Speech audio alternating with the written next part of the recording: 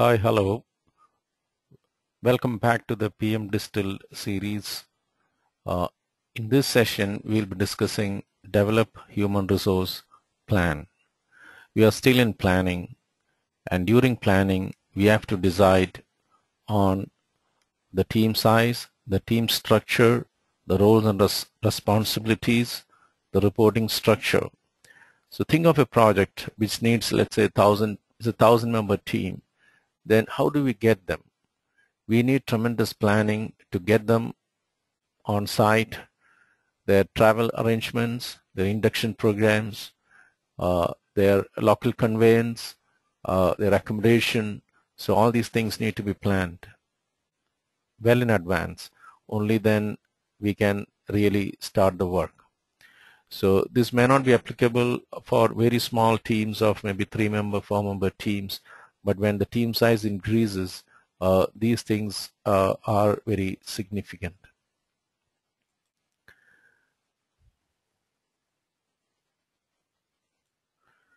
Now, the inputs for develop human resource plan are the activity resource requirements, which is an output of scheduling, and then enterprise environmental factors and organizational process assets. Why this enterprise environmental factor? What is the significance of that? Because we need to understand the labor laws, the working hours, the culture, the national holidays. So all those things can be booked under enterprise environmental factor. Now it is Ramzan time in the Middle East. People will be fasting, and they'll be available only they'll be working half-day shifts. So if you plan for 8-hour shifts, that is not going to work now, because during this month people will be working. First of all, they'll be fasting, and then they'll be working half days and all. In South India, during the months of May, June, July, we cannot start a construction project because it will be raining heavily. So these things we should understand. Otherwise, the planning will not work. Then tools and techniques, organization charts and position descriptions, networking, and organizational theory. So these days, okay, this professional networking is the in thing. You go to LinkedIn, you go to Facebook, they try to recruit people. So a number of social networks are there. The output is a human resource plan.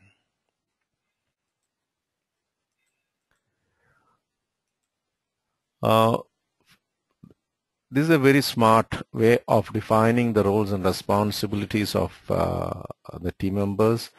It is known as RAM, Responsibility Assignment Matrix.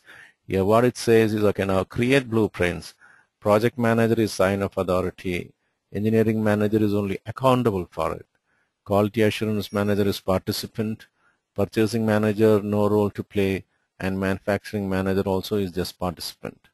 Similarly, manufacturer breadboard, project manager is sign-off authority. Engineering manager is accountable for it. Quality assurance manager is just participant. Purchasing manager, no role to play. And manufacturing manager is also participant. So this is a very, very smart way of defining the roles and responsibilities of the team members, including the manager, which calls for a lot of thinking, but very less documentation, and it is very user friendly. See, there are different variants of this responsibility assignment matrix. There is something called RACI chart, RACI. RACI stands for responsible, accountable, consultative, and information. And there is another variant which is known as RASCI, RACI chart, that is responsible, accountable, sign-off, consultative, and information. So all these are variants of this responsibility assignment matrix. So you can choose whatever is convenient for you. Then comes the motivation theories. The there are two types of motivation theories. That is, one is theory, McGregor's theory X and theory Y. So theory X states that people are fundamentally lazy. We have to supervise them very, very closely. Otherwise, they will not work rationally. So that is the theory X school of thought. Whereas the theory Y school of thought, it talks about people are fundamentally good. If I trust them, and if they are not demotivated, they'll behave only rationally only. So I can trust them. That is theory Y. Managers may come from these two schools of thought, theory X and theory Y, and at the same time some projects only theory X will work and some projects only theory Y will work, or sometimes it could be a combination as well. Then comes the Vrooms Expectancy theory. The Vrooms Expectancy theory talks about when people do some work, they expect rewards, and if they get those rewards, they get motivated further, and if they don't get those rewards, they get demotivated further.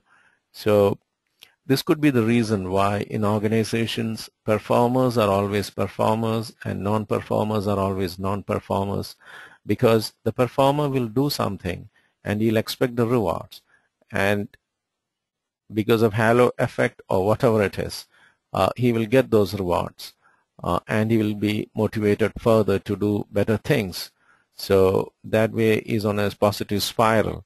Whereas the so-called non-performer, sometimes even when he does things very well, he's not recognized. So he's on a negative spiral. So he gets continuously demotivated. So as a manager, what is your role here? Even when a performer does something good, okay, you must really appreciate and then try to push him onto the positive spiral. At the same time, when with a non-performer, you have to be very, very objective. That means the halo effect, you might have done something in the past, so that is already rewarded, so that cannot influence your present decisions for the current cycle. Then Herzberg's theory of motivation, one is hygiene factor. What is a hygiene factor? In this room, having an air conditioner doesn't motivate me, whereas if it is not there, it can demotivate me. The presence of it doesn't motivate me, whereas the absence of it can demotivate me.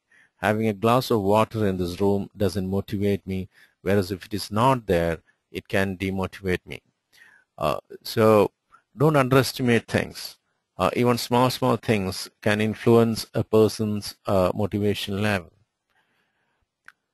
Motivating factors related to the work itself, irrespective of the remuneration you are paying. If the work is not meaningful, if that person is not able to identify with the work at hand, then that person will not be motivated.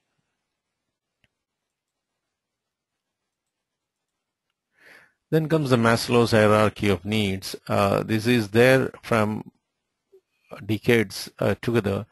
Now, from the project management perspective, when you look at it, we get more insights about it. Now, when somebody gets a job, primarily we talk about physical and survival needs. You want to get money. You want to stop taking money from home. You want to be independent. Those kind of thing. In India, we call it as roti, kapta, or makan. That is food, dress, and housing. Then once you achieve that, then you might move to safety needs. That means, okay, if by that time I may have 2-3 credit cards, one vehicle loan and a housing loan. So then when I start thinking about job security aspects, and from there I move on to love needs. Sometimes I ask this question like, do I really belong to this place? Do people respect me, my work? Those kind of questions. And if those are not addressed, then I'm likely to leave. Then comes ego and esteem needs. So if you work for a very good organization, the society also gives you a recognition for that. So that will satisfy your ego and esteem needs. So So let's say you are working for a very famous company, and every day maybe banks may call you for giving you an additional loan or an additional credit card. This may satisfy. This may be a nuisance, but still it will give you a positive stroke for you. So you may feel good about it. But sometimes, okay, without the title, you go to a bank and ask for a loan. They ask for your financial transactions history for the last 3-4 days, 3-4 months, and sometimes okay, that takes a beating on your self-esteem as well. Then need for self-actualization. Once you achieve all these materialistic needs, then you go for the need for self-actualization. I really want to do what I really intend to do, kind of thing.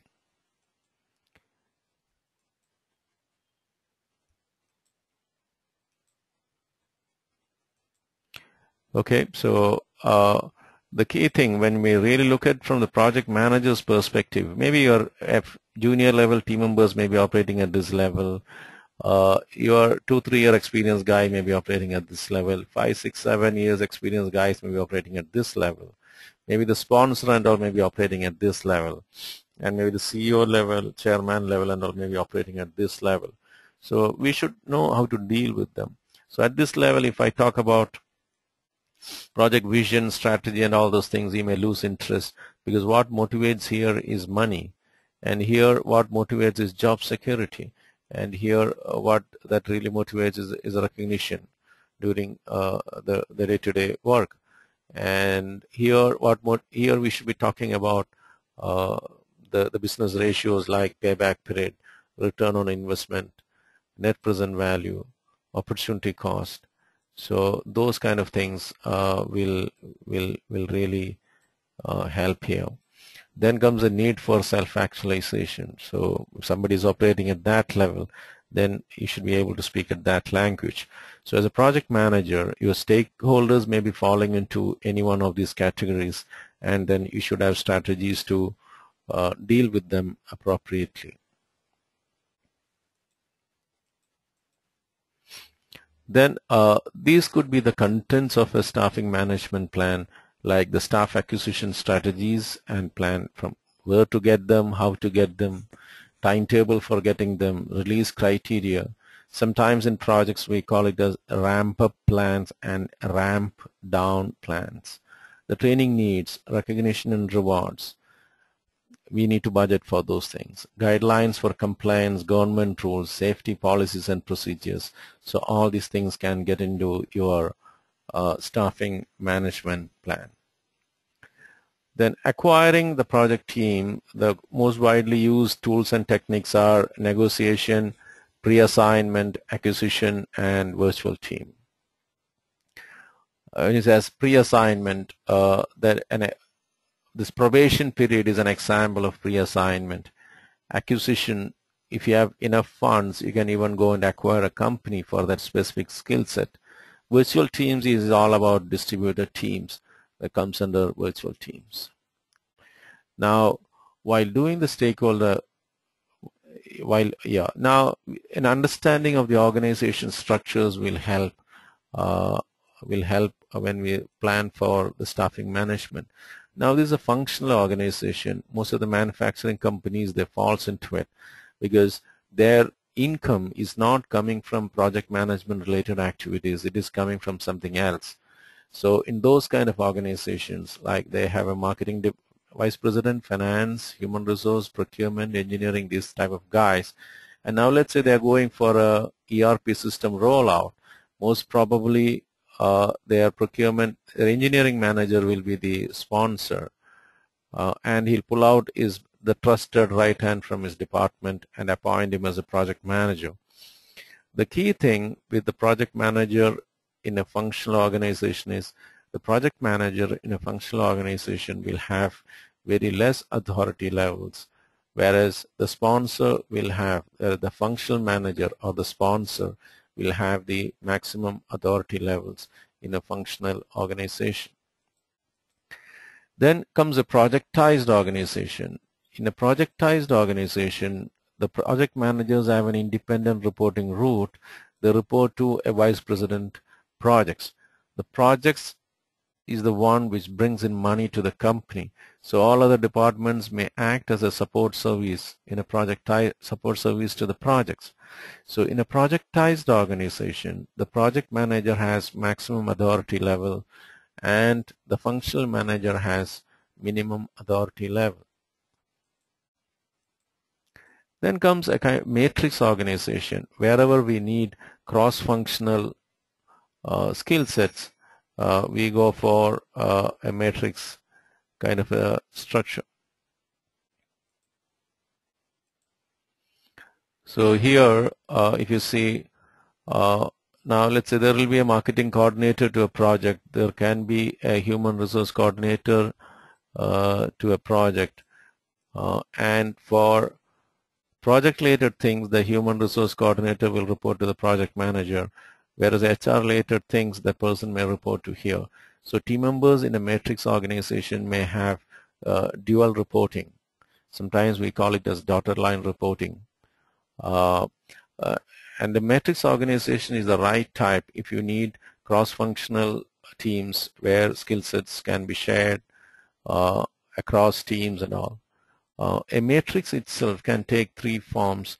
One is a very strong matrix. That means in a strong matrix, the project manager has more authority than the functional manager. In a balanced matrix, both the project manager and the functional manager have the same kind of an authority level, whereas in a weak matrix, the project manager will not have as much authority as the functional manager. So this we must understand, otherwise our stakeholder management plan will go for a toss. The smartest way to identify whether an organization is a strong organization or a weak organization or a matrix organization is to really look at their performance appraisal system. If the project manager is empowered to give the promotions and the increments to the team, all the team members, irrespective of from where they are coming from, most probably it will be a strong matrix organization or a projectized organization. If both the functional manager and the project manager together decides the performance rating of the team members, then most probably it is a balanced matrix. But then if it is all done by the functional manager, then most probably it is a weak matrix where project manager has very less authority level.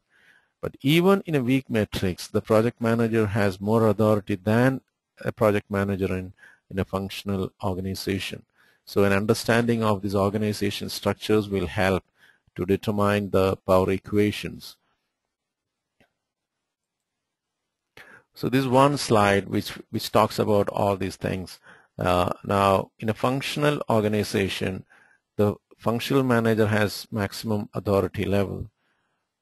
The functional manager has maximum authority level, whereas the project manager has least authority level. In a weak matrix, the project manager has slightly better authority level than the functional, but still the functional manager has more authority than the project manager. In a balanced matrix, both the project manager and the functional manager share the same kind of an authority level. In a strong matrix, the project manager will have more authority than the functional manager, and in a projectized structure, the project manager has ultimate authority levels and the functional manager has least authority level. So this we should keep in mind always while dealing with the project stakeholders. That means if your customer's organization is a functional organization and if you're dealing with a project manager there, most probably that project manager will not be that powerful. You may have to go to the next level. But if it is a projectized organization, the project manager there will be very powerful. So you have to deal with him accordingly.